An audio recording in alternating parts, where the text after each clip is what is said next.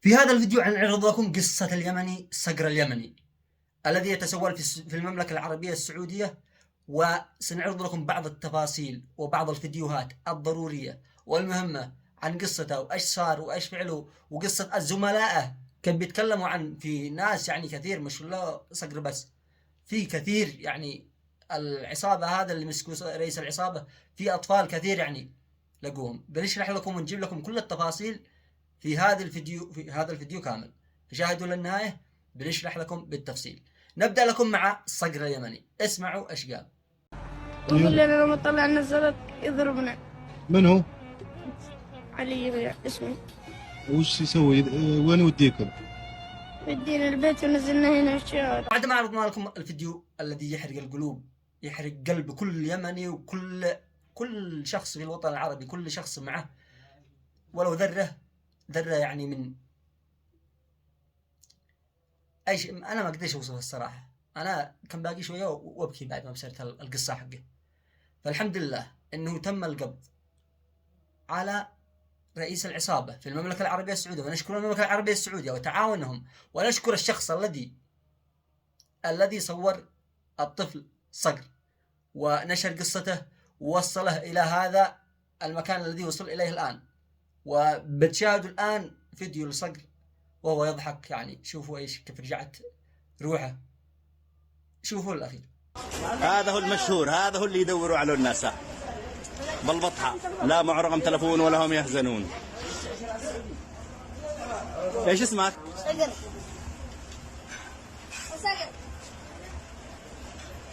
بعد ما شفتوا الفيديو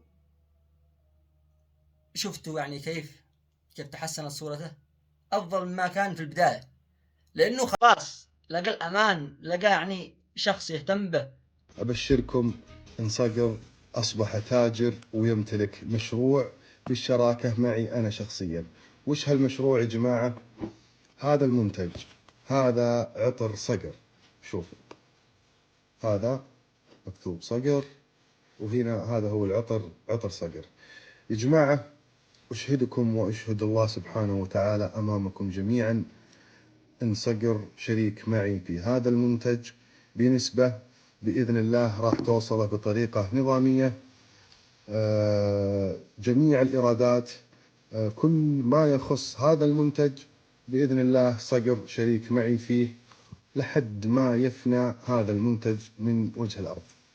فنوجه تحية كبيرة للأخ سعد الغرمول الذي صور صقر اليمني، وحتى أنه أضاف فيه براند عطورات يعني، وأضافه شريك. أقسم بالله أنه عمله يرفع رأس كل يمني وكل سعودي. الصراحة عمل جبار جدا، نفتخر فيك يا سعد الغرمول، والله نفتخر فيك ونفتخر في عملك الذي سويته مع الطفل صقر. طبعا وكل يمني إن شاء الله متواجد في المملكة العربية السعودية أكيد بيشتروا من عطورك، إن شاء الله بيشتروا وبيدعموك، ما بيقصروش، والنعم فيهم، ما الجميل إلا رد الجميل، صح ماشي. فرجاء كل اليمنيين المتواجدين في السعودية وما إلى ذلك ادعموا نسمة دعم صاحبنا، يعني رد لهم الجميل أقل حاجة. فالآن بنعرض لكم بعض الأطفال الذين بنفس قصة صقر الذي يكشفوا كيف دخلوا إلى السعودية. بنعرض لكم بعض الفيديوهات الآن كيف دخلوا للسعودية، كيف استغلوهم، كيف. المهم بنشوفوا التفاصيل الآن. شوفوا الفيديو هذا واللي بعده.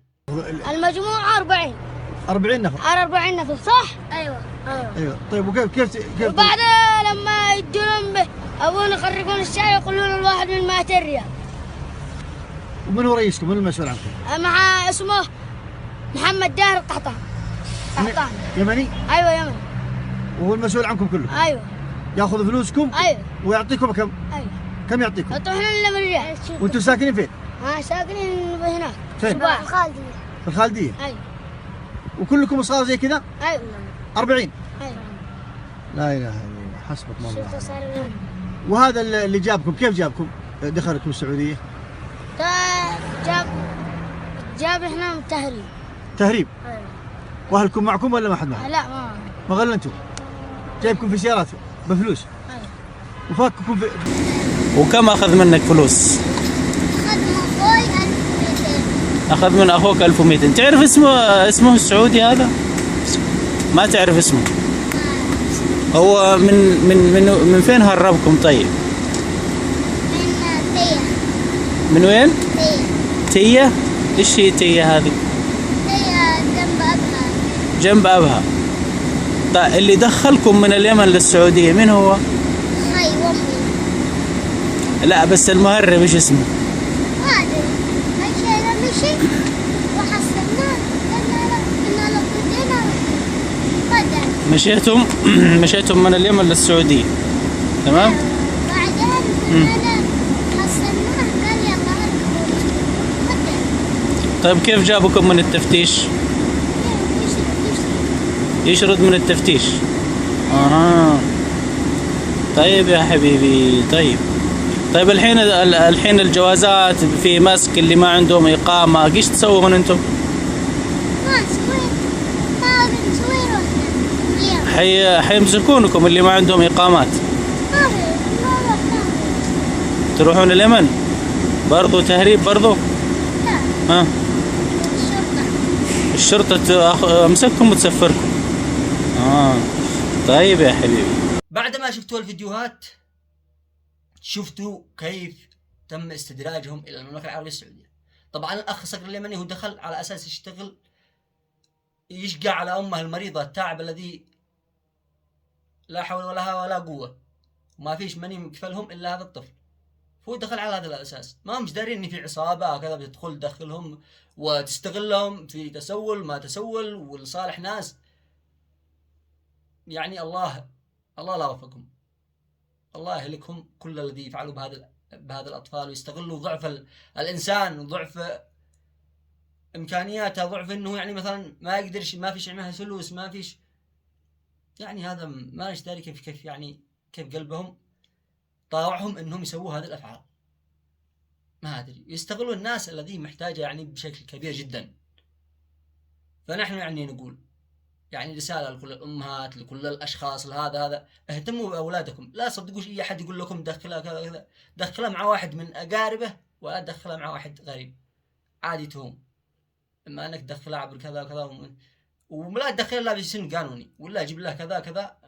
شوف لو في مصدر دخل بسيط يعني يبيع فاين، يبيع ما يبيع كذا في جوالات في كذا، يدخل حتى قوت يومهم. ونتمنى من الشعب كامل بأنهم يتساعدوا معها مثل هذه الأشياء. شفت مثلا شخص يطلب منك شيء ولا شيء، حاول انك تسأله، تستفسر منه أكثر وأكثر. احتمال تلقي مثلا قصة كذا، هل في ناس مثلا شغال معاهم ولا كذا. احتمال تلقي حتى عصابات في اليمن وفي كل مكان. هذه العصابات شكلها كبيرة جدا، فإن شاء الله يتم القبض عليهم في كل مكان بإذن الله. ونريد أن ندعم كل الأشخاص هذا الذي يعني حالتهم المادية صعبة، ضروري نتعاون معهم ونكون لهم يعني سند، بدل ما يخرجوا الخارج لهانا يستغلهم الناس الذي ما يرحموش. فنحن نوجه رسالة شكر وتقدير للأخ سعد الغرمول. تحية لك والله والنعم فيك والنعم فيك، وهكذا هي الأخوة وهكذا الجار يفعل مع جاره، والله والنعم. ونوجه تحية للمملكة العربية السعودية بإلقاء القبض على رئيس العصابة وقاموا بواجبهم صراحة. فألف شكر لكم جميعا، والشكر لكل من تعاون في مثل هذه القضايا ووصلها للناس. ونرجو من الناس الذي قادر انه يتعاون معهم تعاونوا مع مثل هذا الاشخاص، وان شاء الله نقضي على مثل هذه الحاجة باذن الله، باذن واحد احد. والسلام عليكم ورحمة الله وبركاته.